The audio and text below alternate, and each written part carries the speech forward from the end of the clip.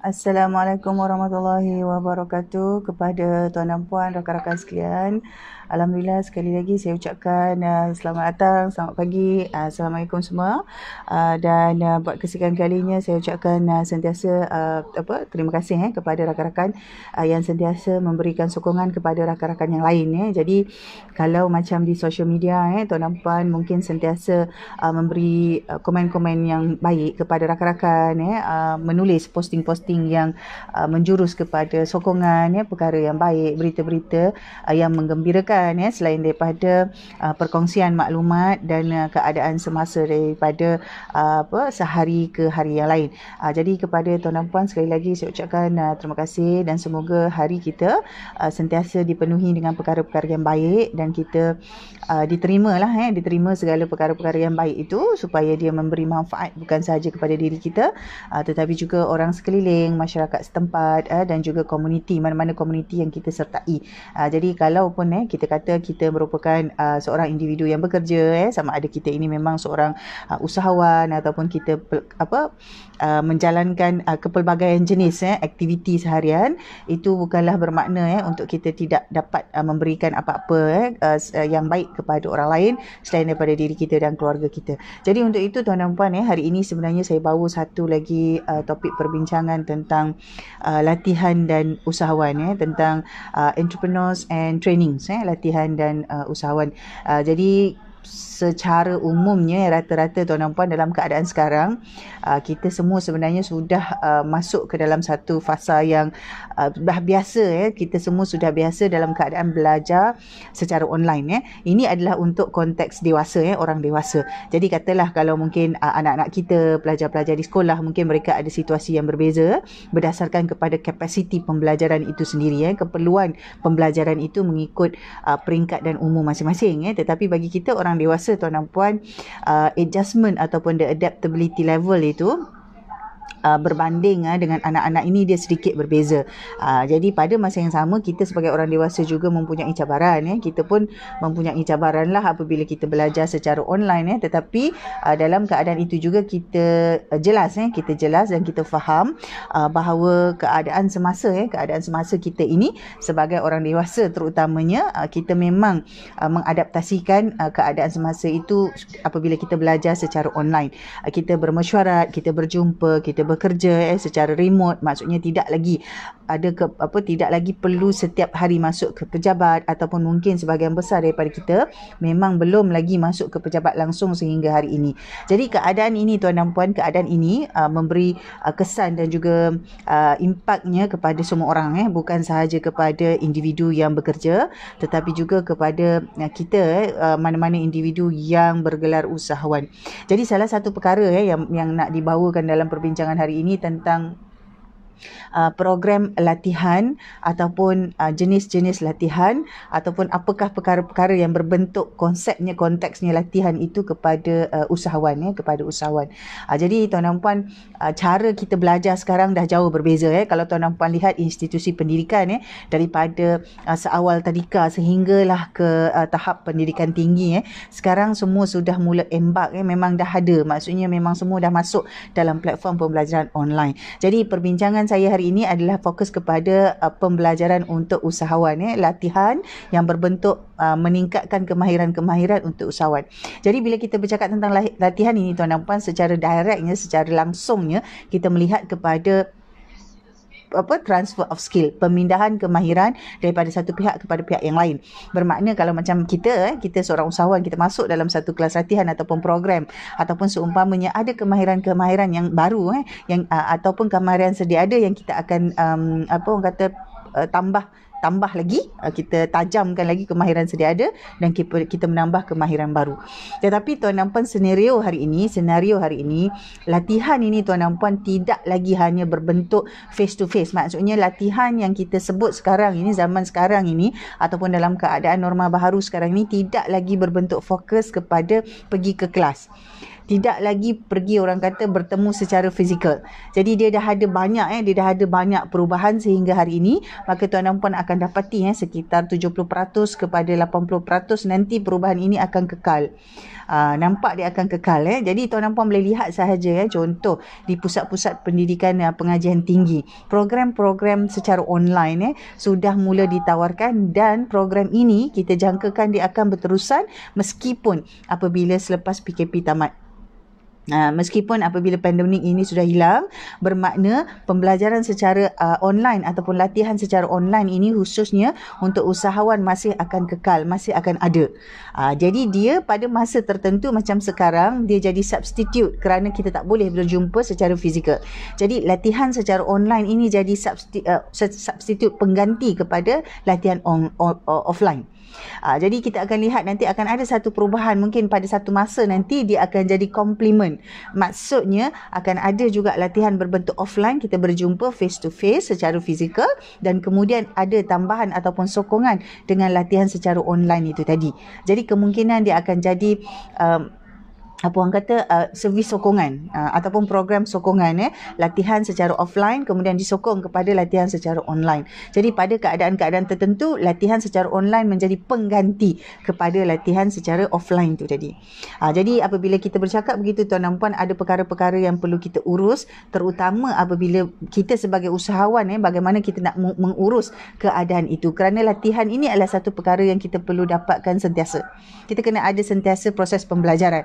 Jadi latihan ini dia ada banyak bentuk. Jadi saya bawakan kepada perbincangan ini antara perkara yang pertama sekarang ni tuan dan puan, apabila kita kata kita nak melatih diri kita kita nak dapat latihan sebagai usahawan, antara satu perkara adalah kita perlu belajar untuk berjinak-jinak dengan audiobooks.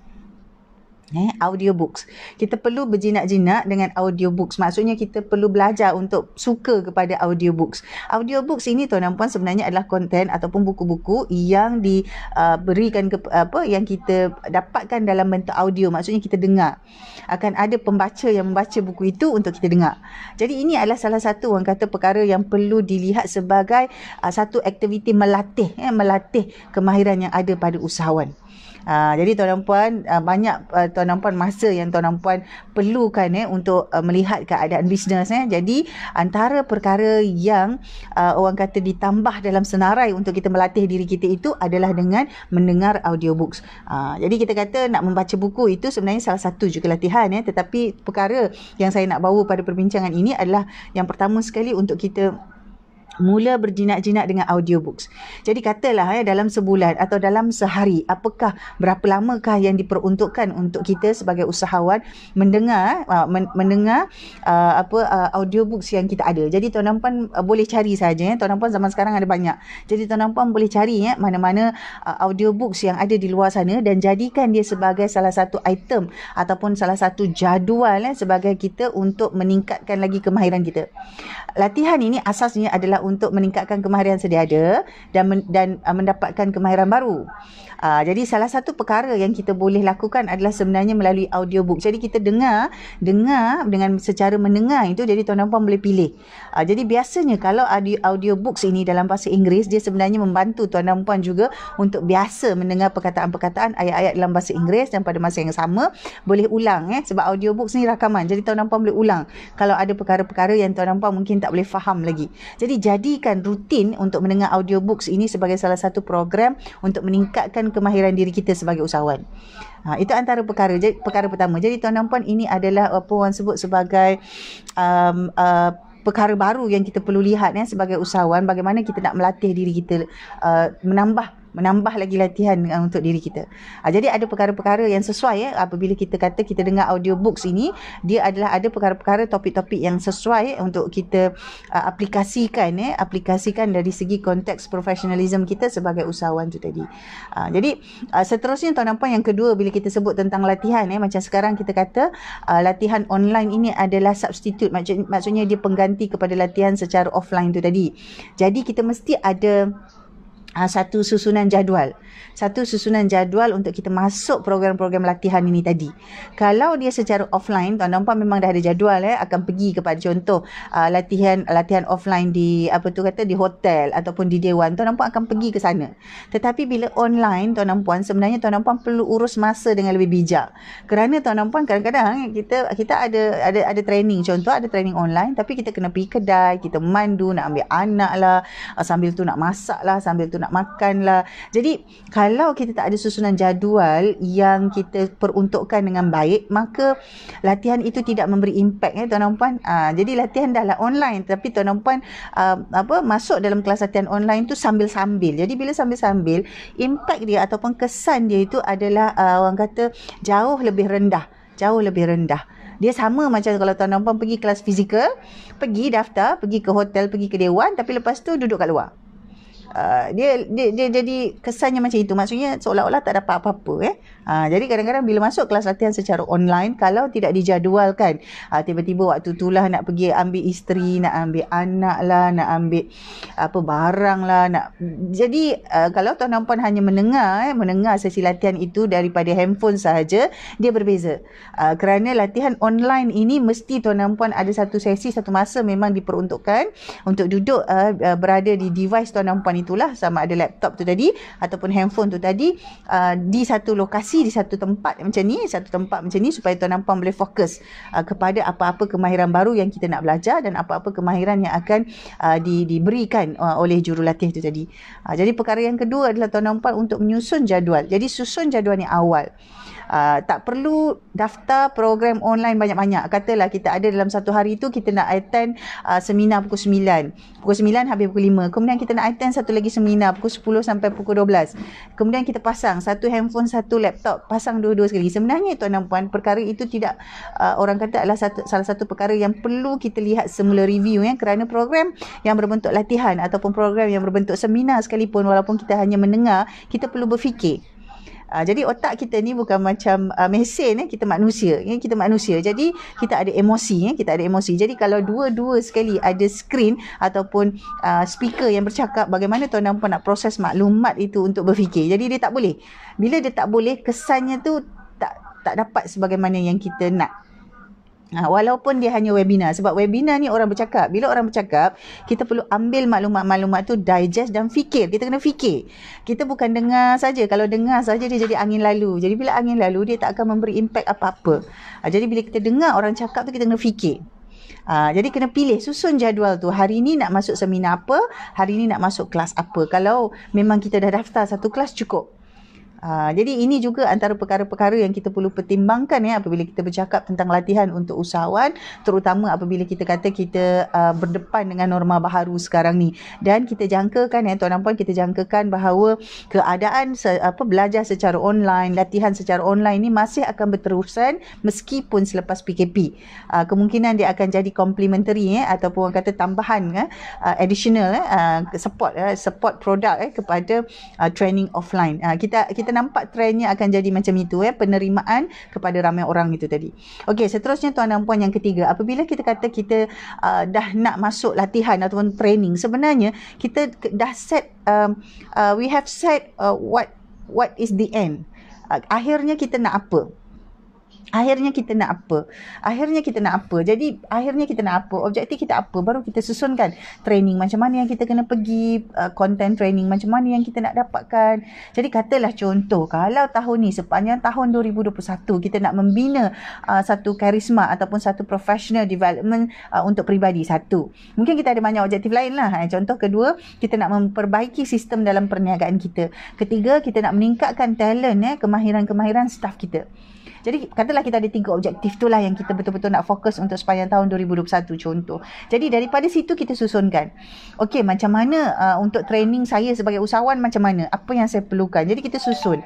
Setiap bulan apakah program yang sepatutnya saya masuk, ataupun kalau tak ada sebulan sekali, apakah jenis aktiviti yang perlu supaya saya dapat latih diri saya jadi usahawan yang lebih baik. Katalah saya nak fokus untuk pengurusan bersyarikat contoh. Apakah perkara-perkara yang saya perlu lakukan? Adakah berbanding dengan training? Adakah patut saya berjumpa dengan mentor saja? Tak perlu training tapi mentor. Jadi berjadual. Susunkan jadual. Sebulan sekali, sebulan berapa kali, berapa jam yang perlu saya duduk dengan mentor contoh. Kemudian training yang macam mana. Jadi itulah sebenarnya yang kita kata, kita dah set masa tu. Katalah contoh sepanjang tahun, kuarter pertama skill apa saya nak kuasai. Kuarter kedua skill apa saya nak kuasai. Jadi bila kita susun tuan dan puan, akhir sekali kita nak apa? Kita kata I want to become a better CEO.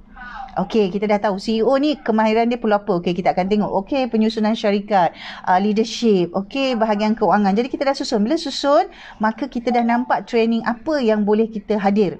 Training macam mana yang kita perlukan. Kita akan cari. Kadang-kadang kita cari tak jumpa kan. Tapi kita cari juga. Kadang-kadang kita tak cari dia datang. Kita nampak peluang tu. Jadi kita daftar dan sertai training tu. Jadi training ni sebenarnya kita perlu susun. At the end of the day, what we want to achieve from all this. Ataupun sebaiknya kita dah setkan apa yang kita nak capai, kemudian kita susunkan training yang macam mana yang kita nak hadir, setkan dia punya timeline. Jadi katalah quarter 1 Januari, Februari, Mac saya nak fokus pada bahagian ni. Pada masa yang sama kalau ada peluang training untuk yang fokus bahagian leadership contoh, saya pun akan pergi juga, tetapi saya akan ada fokus masa tu tadi. Jadi susunkan timeline. Bila dah ada tu tuan dan puan, maka latihan ataupun training sebagai usahawan itu akan jadi lebih bermakna dan memberi impact. Kita tak adalah jadi merata-rata semua benda nak pergi, semua benda nak masuk, semua benda nak belajar, semua benda nak buat. Yang mana akhirnya kita sendiri akan jadi stres, kita sendiri akan jadi susah hati. Kita sendiri yang jadi tak betul. Kita sendiri yang akan jadi chaos. Jadi itu adalah antara orang kata perkara yang penting. Seterusnya tuan dan puan yang keempat, ini dah masuk poin yang keempat. Yang keempat ini seboleh-bolehnya tuan dan puan ada satu circle ataupun ada satu kumpulan atau ada satu grup yang memang sentiasa berkongsi tentang pembelajaran. Masing-masing kalau katalah contoh dia pergi program yang ini dan dia dapat sesuatu, mungkin dia akan kongsikan semula, ataupun masing-masing dah ada satu kumpulan yang memang kita kongsikan maklumat dari masa ke semasa.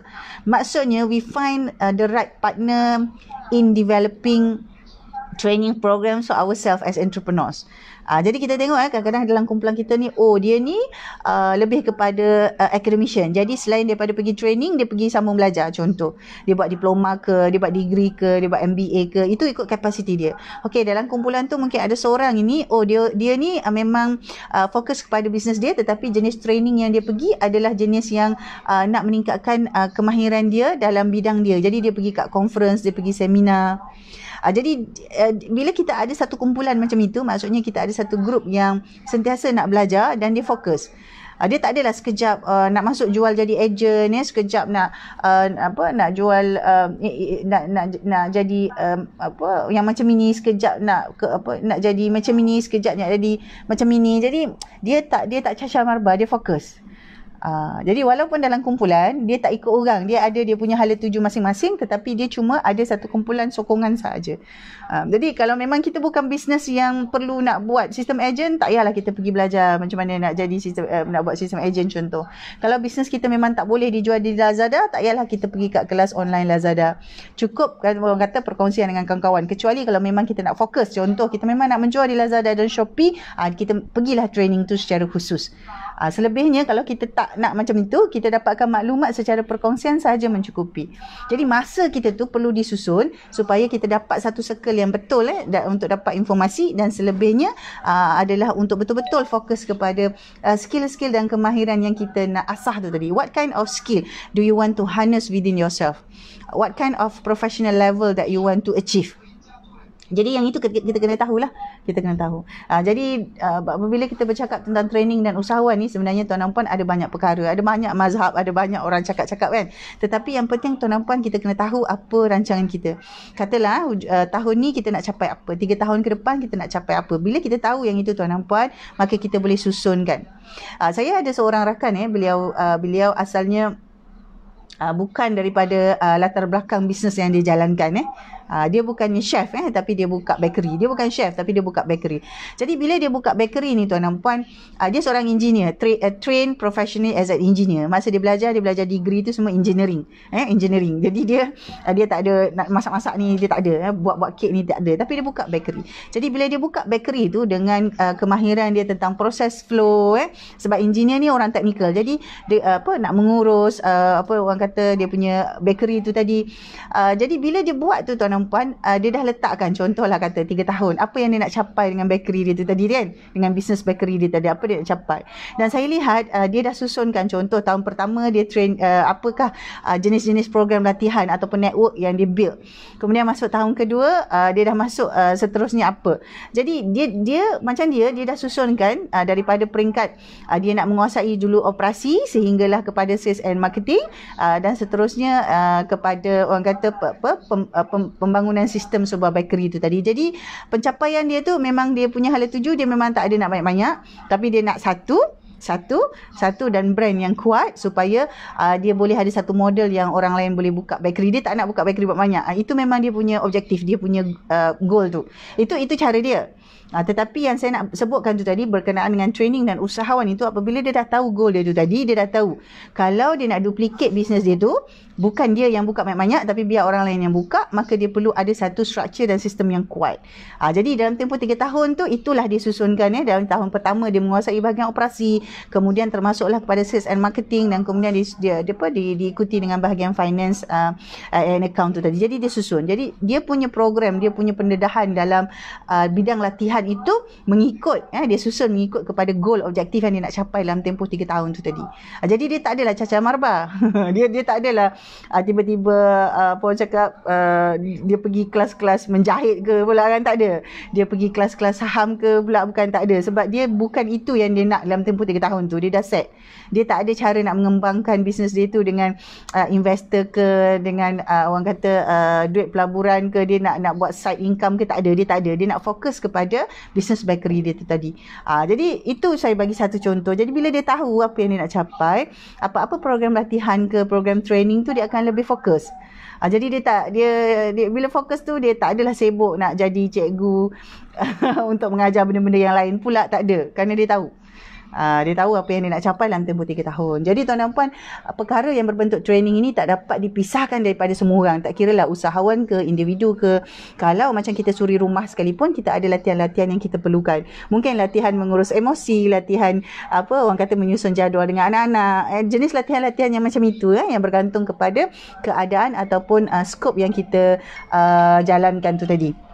Jadi untuk itu tuan dan puan, insyaAllah jadi dengan adanya banyak peluang untuk tuan dan puan berkongsi dan berbincang dengan rakan-rakan sekarang, sama ada dekat atau jauh, tuan dan puan boleh reach out secara online, maka lebih banyak kapasiti dan peluang yang tuan dan puan boleh dapat.